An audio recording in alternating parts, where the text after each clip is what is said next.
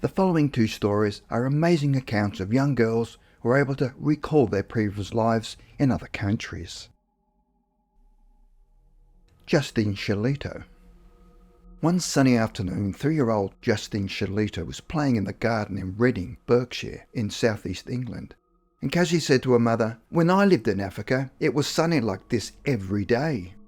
But Justine had never been out of England. Her mother Beverly was shocked by her daughter's comment, because she'd never read any stories about Africa, and her daughter had never watched any TV shows about Africa. The only shows she did watch were children's shows, and none of them talked about Africa. She asked her daughter what her name was when she lived in Africa, and she replied, Mary. To test her daughter, she then asked her, were the people black or white? And her daughter replied, black poor ones and white ordinary ones. Over the following weeks, Justine told her parents that when she lived in Africa, she had 2 brothers, and her mother's name was Anne. Her father was a farmer, and they lived on a farm that had lots of chickens and dogs. She also told her mother that she never went to school and stayed at home with a brown and white dog called Bimbo, who she was extremely fond of. She remembers that the weather was always hot and dry. It appears that her family were fairly well off, because she said that whenever she got too hot, she would jump into the pool in their backyard. Her mother had a black domestic servant called Daisy, who was very large and had lots of curls in her hair. Daisy would help her mother around the house. Daisy did not live in the house, but lived in her own quarters with her family in a small hut in the backyard. She also had a black male servant called Tom Tom. Justine thinks that Daisy and Tom Tom may have been related in some way, or could have been married or possibly mother and son, because Daisy appeared to be in charge of Tom Tom and was always telling him what to do. Justine said that she was very fond of Daisy, but did not feel the same way about Tom Tom. She said that Tom Tom had once stolen her mother's ring, but denied everything, but Daisy later found the ring in their hut. Tom Tom would work in the garden and occasionally around the house, and his favourite food was mealie. Mary did not like mealie, so her mother never gave it to her. Mealie was a slang term used to describe a meal that consisted of maize and potatoes, which were eaten by the native people of South Africa. Daisy and Tom Tom only ate their meal in their hut and never in the house. Justine told her mother that the black people lived over the other side. That comment, along with the term mealie, suggests to her mother that Justine was talking about a life she'd lived in South Africa. Justine also said that she was terrified of bawbies. Her mother had no idea what a bawbee was, and whenever she mentioned the word to her daughter, she would become fearful. So much so that to even bring up the subject of bawbies, Justine would become hysterical and burst into tears with absolute fear in her eyes. Research was later done with the help of South Africa High Commission, but initially without any luck. But then a native of South Africa that worked at the commission was asked if she knew what a bawbee was. The woman had spent many years living in the South African bush and said, "I think you mean bawbee is another name for Afrikaner cattle.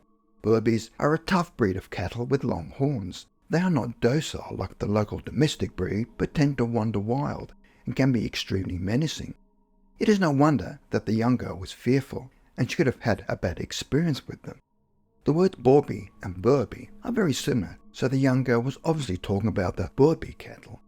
Her daughter also used other words such as the offensively racist term Kaffir, which some white people called the native population.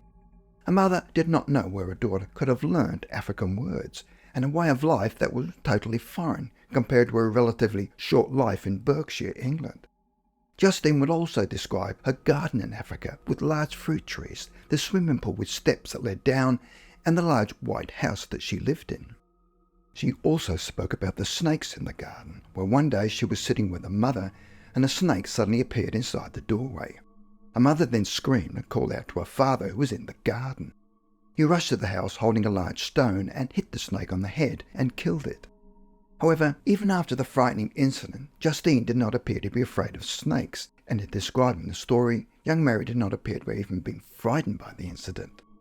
The servant's hut at the back of the yard appears to be out of bounds for young Mary, where she said that her mother told her never to go down there. One day Justine's mother was making an apple pie whilst Justine watched her. She then said to her mother, "That's not how Daisy made our pies." When her mother asked how differently Daisy made them, Justine said she didn't cover them over on top like that. She just put lines over the apples. Her mother assumed that what her daughter was describing was an open tart. Justine told her mother that they had a large apple tree in the garden, and Tom Tom would put a ladder up against the tree and pick the apples. It was also expected to water the lawn and flowers using a long rubber hosepipe. Like a long snake, said Justine. Justine also recalled having two brothers in that life, but she could not remember their names or whether they were younger or older than her. But she remembered playing with them in the pool and being sprayed with the hosepipe. She and her brothers would also collect eggs from the hen house and give them to Daisy. Her mother often wondered what would happen if she took her little daughter to South Africa and if she would be drawn to one particular area of the country. It is hard to determine what years Justine lived as a young girl called Mary in South Africa, as she does not talk about horses and cars or automobiles. One clue could be the outdoor swimming pool, which suggests it could have been sometime in the middle of the 20th century. She also talks about a garden hose, where rubber hoses became popular in the late 19th and early 20th century. Sarah Tuck. George Tuck from northeast England sent Weird World the following story about his daughter Sarah, who was born in 1988 and was 2 years old at the time. It was 1990, and George and his wife Leslie were living at his parents' home in Gateshead, northeast England. They'd been out for a couple of hours and came back home shortly after 10 p.m. George said that his father, normally a no-nonsense type of bloke, was excited about something, and his mother, who normally went to bed around 9:30 p.m, was still up and was equally excited. She said to George, "You've got to hear this." His father then said to Sarah, "Tell your mum and dad about your dream." "I was a big lady, and I was out walking my dogs. I was wearing a check skirt with a tartan pattern all the way to the ground. One of my dogs ran into the road. It was a funny road because it wasn't a proper road, but had bricks like cobblestones, and the street lights were funny square things with fire inside. The description appears to be gas lamps that England used in the 19th century.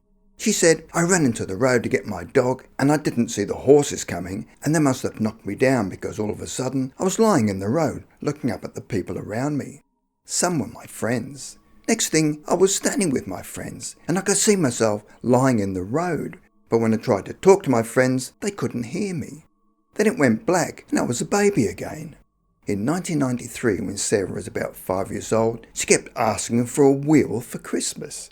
Her family couldn't work out what she wanted, and thought perhaps she wanted a bike. "No," she got frustrated and said, "a wheel like I used to have when I was little before."